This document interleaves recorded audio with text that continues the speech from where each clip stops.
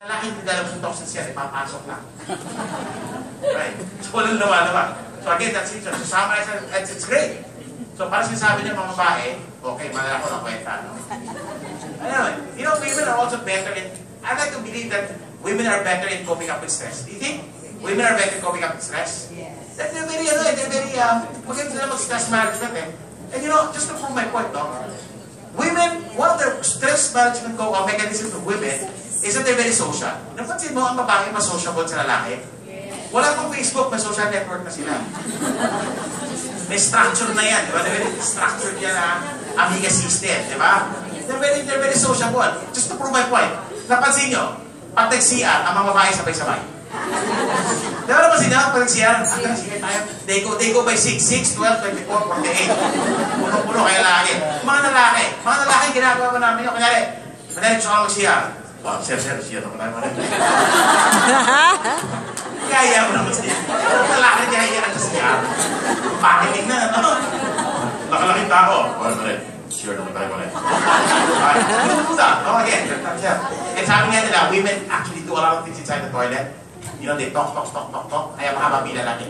So, that's hard to see a lot of people in men's bathroom, right? But the women always have a long line. So that's one.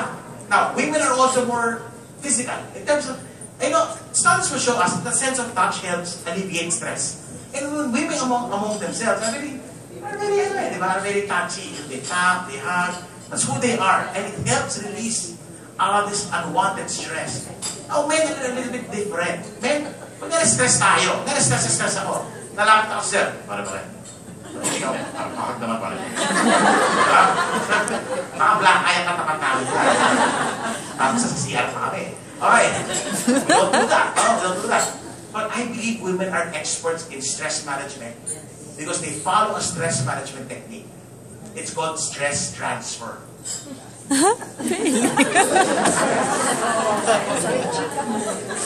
Sige nyo, ang babae pag nasi-stress ka, ang transfer na yan. Diba? Hindi niya pinatransfer sa asawa niya. So, ito nangyayari. Ang babae na sa stress, iaalis siya sa katawan niya yan. So, hahaba buhay niya. Ang problema, yung sasalo ng kanyang stress ay ang lalaki. So, umiiksi ang buhay niya. Kaya po nagkakaroon po na difference po in life expectancy. Now, I don't know if that's true, but I'm speaking from experience. Kaya ako, misis ko, magsasabi sa akin, my wife is, she's great. Patanggalin niya mag-stress management. I remember when my kids were younger, and she was very proud of her kids. Dad, tingnan mo yung anak ko, galing-galing sa school, talino. At one point in time, yung anak ko na, pinagdolo ko na. Pinagdolo ko na yung anak namin, Dad, tingnan mo yung anak mo, tulong mo na. Bakit kung magaling matalino anak mo? Hindi na ako yung anak ko na. Stress management. For sometimes, dealing with the house help. Yung story, no? My wife, siya in charge of domestic affairs namin eh.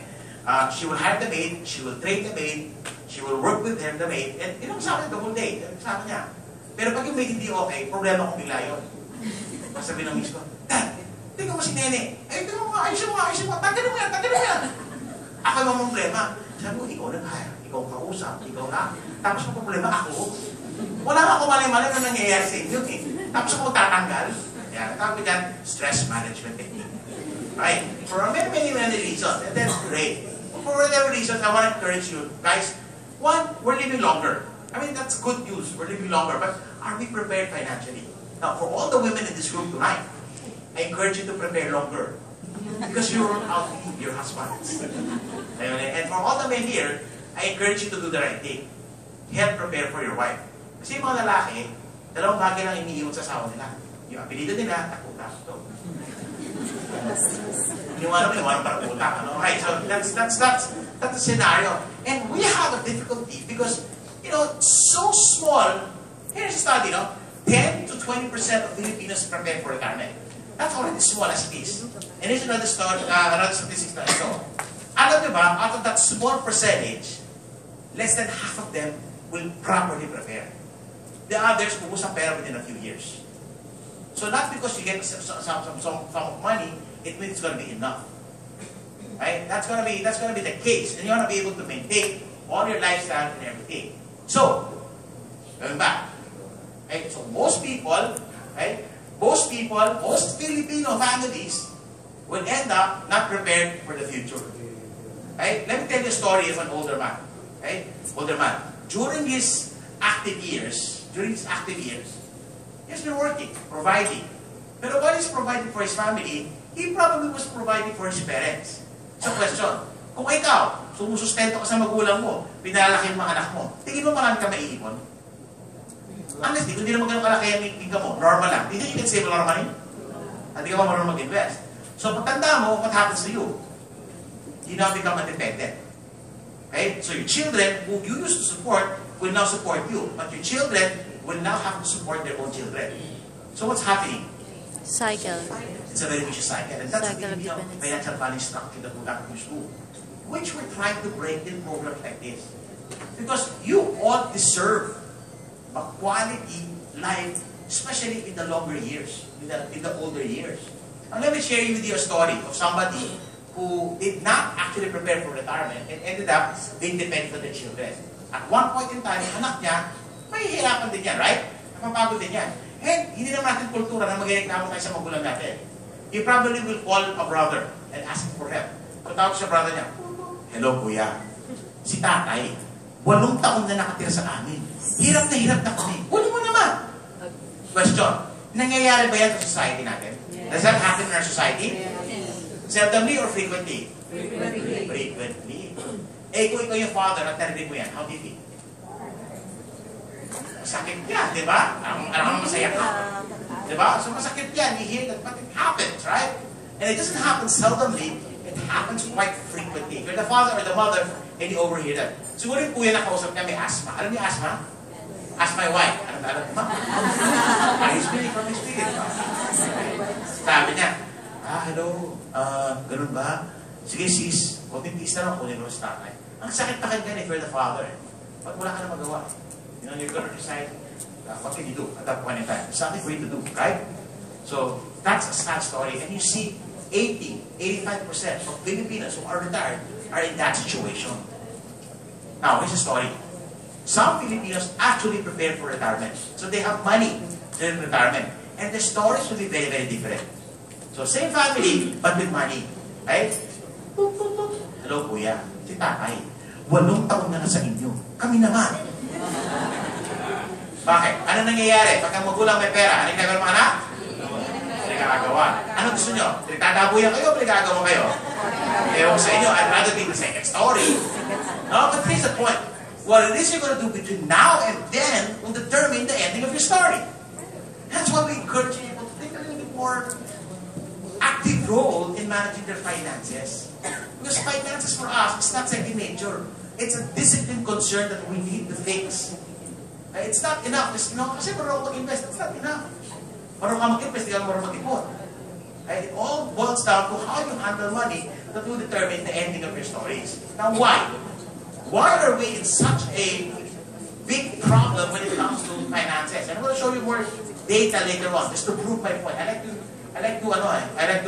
prove my point using a lot of real studies. One of the studies that I'm going to use, I want to thank Sunday for allowing me to use a lot of the studies. Is last year they came up with this. Why?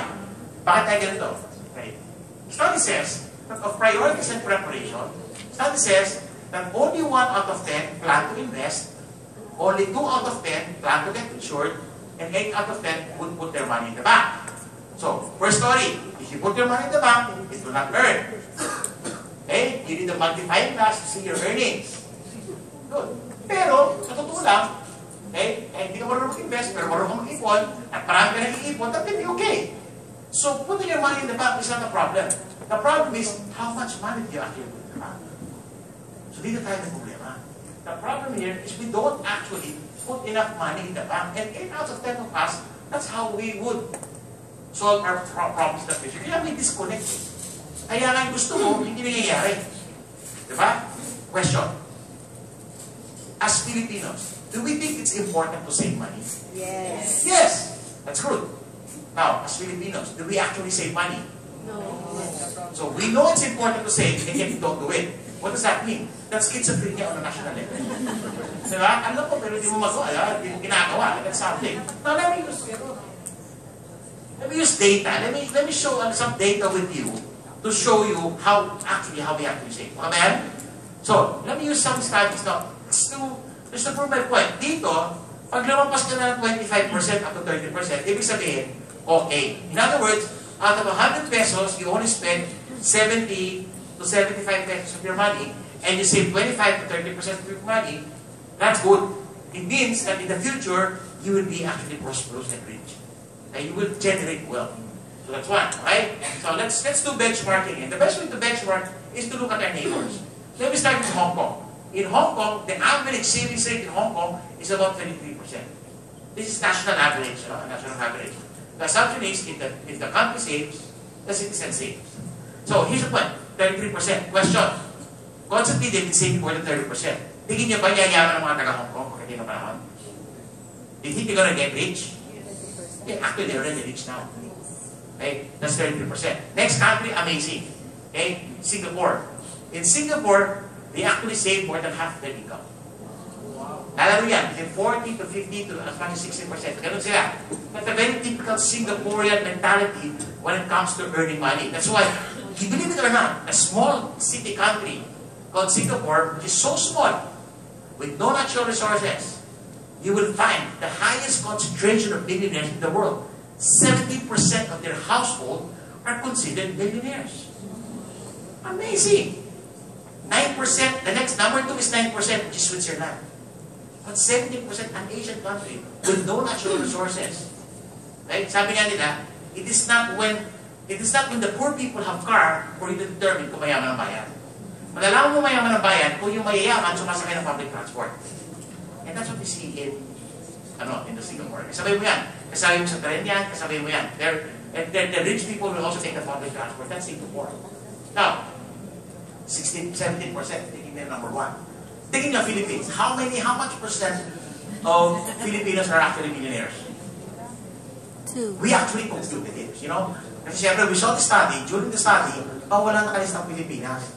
So a group of us, of finance people, actually, economists, statisticians, we banded together and we tried to determine the percentage of billionaires among our population.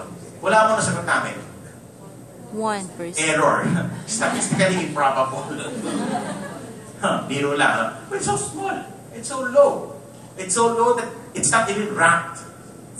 Right? It's so low it's not even ranked. They listed like 40 countries. We're not even there. It's so sad. It's so sad to see that state.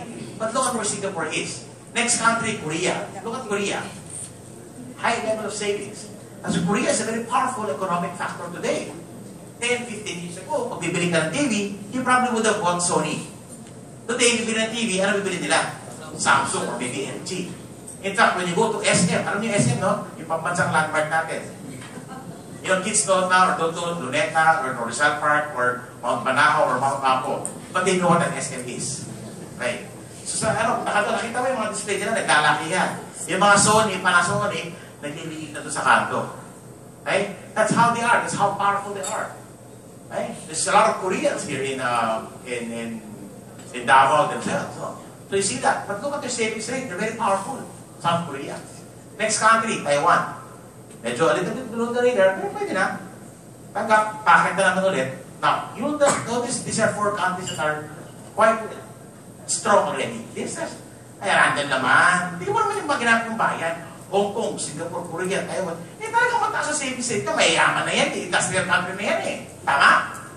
Mali. Kasi percent naman ang ginagamit ko . Percentage of income. But assuming, sige, even, mayaman sila. Let me move to countries that are very similar to us. Okay, next country, Indonesia. Do you know that when you go to Hong Kong, that a lot of the domestic helpers in Hong Kong are Filipinas? We know that, right? What we don't know is that there is just as many Filipino domestic helpers in Hong Kong as there is Indonesians. In fact, yun ang biggest competitor natin sa Hong Kong. They also go there to become domestic helpers. And what I'm saying is, hindi yan pupunta sa Hong Kong kung marami yung kinikita sa bayan nila. Right?